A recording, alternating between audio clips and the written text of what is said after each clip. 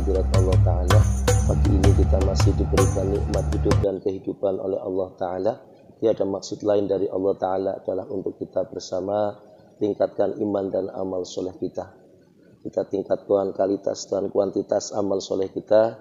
Di antaranya adalah kita berupaya untuk menggairahkan dalam beramal. Marilah kita dengarkan pembacaan hadis-hadis dari Rasulullah SAW dan juga firman-firman Allah Ta'ala dalam Al-Quranul Karim. Kita lanjutkan hadis yang berikutnya. A'udzu billahi minasyaitonir rajim. Bismillahirrahmanirrahim.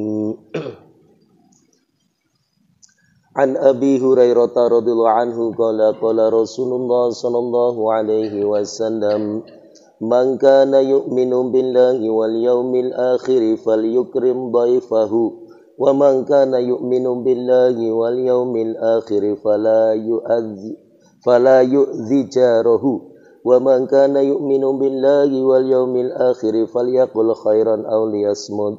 Rawahu muttafaqun alaih kadza fi Mishkat. Dari Abu Hurairah radhiyallahu anhu berkata, Rasulullah sallallahu alaihi wasallam bersabda, barang siapa beriman kepada Allah dan hari akhir, hendaknya ia memuliakan tamunya.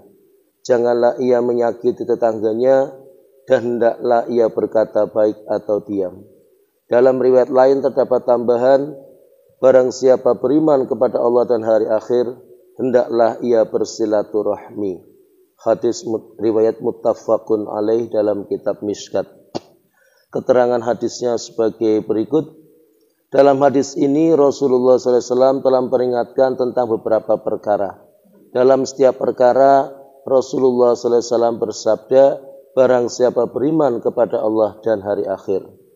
Dalam terjemahannya agar lebih ringkas, hal tersebut hanya disebut sekali saja di permulaan.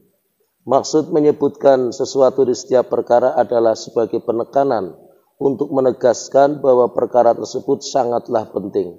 Sebagaimana seorang ayah yang berkata kepada anaknya, jika kamu memang anakku, kamu harus melakukan pekerjaan ini dan itu.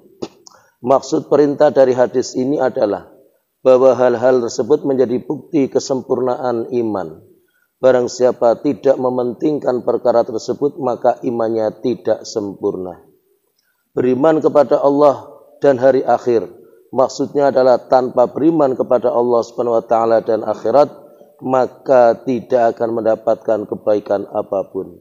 Dengan beriman kepada Allah Subhanahu wa taala, maka iman kepada akhirat sudah termasuk di dalamnya, meskipun hal ini masih disebutkan lagi. Tujuannya adalah sebagai anjuran agar kesadaran dan niat untuk mendapatkan pahala yang hakiki dalam kehidupan akhirat, yakni suatu hari ketika akan diketahui betapa besar pahala yang diberikan Allah Subhanahu wa taala walaupun terhadap satu amal yang biasa ketika masih hidup di dunia. Setelah itu dalam hadis ini Rasulullah SAW memperingatkan mengenai 4 perkara. Yang pertama, memuliakan tamu. Inilah maksud penyusun membicarakan riwayat tersebut di sini. Adapun penjelasannya akan diketengahkan dalam hadis yang akan datang. Yang kedua, tidak menyelitkan tetangga. Hadis ini merupakan perintah yang paling ringan dalam hal bertetangga. Masih banyak riwayat lainnya mengenai anjuran dan penekanan terhadap hak-hak tetangga. Dalam sebagian riwayat dari Sahih Bukhari dan Muslim dinyatakan hendaknya memuliakan tetangganya.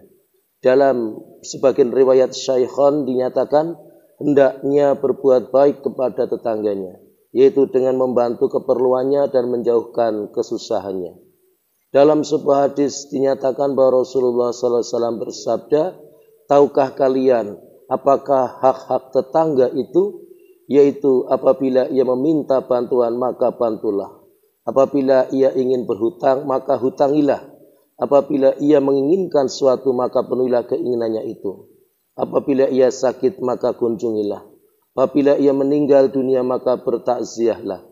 Tanpa seizinnya jangan meninggikan rumah kalian melebihi rumahnya sehingga menyebabkan udara tertahan masuk ke rumahnya. Apabila ia bergembira ucapkanlah selamat kepadanya. Dan apabila tertimpa musibah maka hiburlah ia. Apabila engkau membeli buah maka berikanlah juga buah itu kepadanya sebagai hadiah. Dan apabila tidak dapat memberinya, maka bawalah buah-buahan tersebut masuk ke rumah sehingga tetanggamu tidak melihatnya. Janganlah anak-anak membawa buah-buahan tersebut keluar rumah agar anak-anak tetangga tidak berkecil hati. Janganlah menyusahkan tetangga dengan asap rumah tangga kalian. Sebaiknya berilah sebagian dari apa yang kalian masak dari rumah kalian.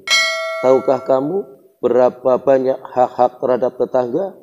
Demi zat yang nyawaku berada dalam genggamannya, siapapun tidak tahu hak tetangga kecuali orang yang dikasihi Allah Subhanahu wa ta'ala. Hadis ini diriwayatkan oleh Imam Ghazali dalam kitab Arba'in. Demikianlah apa yang kita dengarkan bersama dari sebuah hadis tentang pentingnya kita menyempurnakan iman.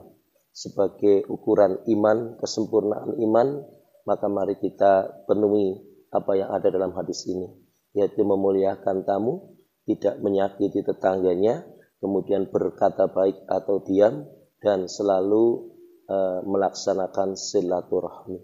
Mudah-mudahan apa yang menjadi amanah dari hadis ini dapat kita tunaikan, dan kita sampaikan pentingnya ini juga kepada saudara kita yang lain.